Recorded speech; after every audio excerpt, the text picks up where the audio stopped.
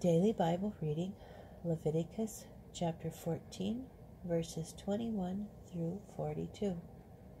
If, however, he is poor and his means are insufficient, he shall take one male lamb for a guilt offering to be elevated in expiation for him, 1/10 of a measure of choice flour with oil mixed in for a meal offering, and a log of oil, and 2 turtle doves or 2 pigeons, depending on his means, the one to be a sin offering and the other the burnt offering.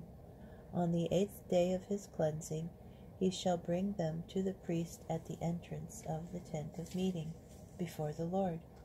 The priest shall take the lamb of guilt offering and the log of oil, and elevate them as an elevation offering before the Lord. When the lamb of guilt offering has been slaughtered, the priest shall take some of the blood of the guilt offering and put it on the ridge of the right ear of the one being cleansed, on the thumb of his right hand, and on the big toe of his right foot. The priest shall then pour some of the oil into the palm of his own left hand, and with the finger of his right hand the priest shall sprinkle some of the oil that is in the palm of his left hand 7 times before the Lord. Some of the oil in his palm shall be put by the priest on the ridge of the right ear of the one being cleansed, on the thumb of his right hand, and on the big toe of his right foot, over the same places as the blood of the guilt offering. And what is left of the oil in his palm, and the priest shall put on the head of the one being cleansed, to make expiation for him before the Lord. He shall then offer one of the turtle doves or pigeons, depending on his means, whichever he can afford, the one as a sin offering and the other as a burnt offering, together with the meal offering.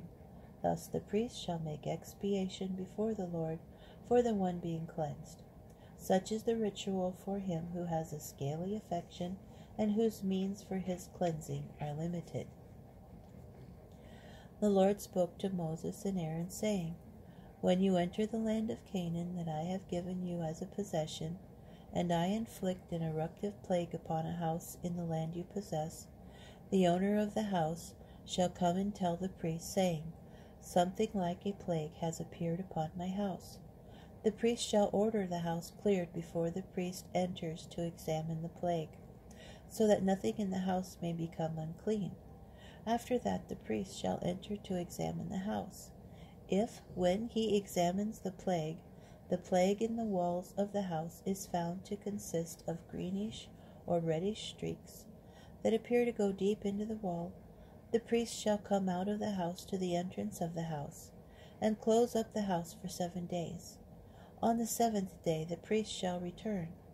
If he sees that the plague has spread on the walls of the house, the priest shall order the stones with the plague in them to be pulled out and cast outside the city into an unclean place.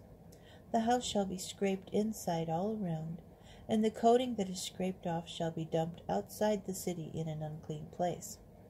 They shall take other stones and replace those stones with them, and take other coating and plaster the house.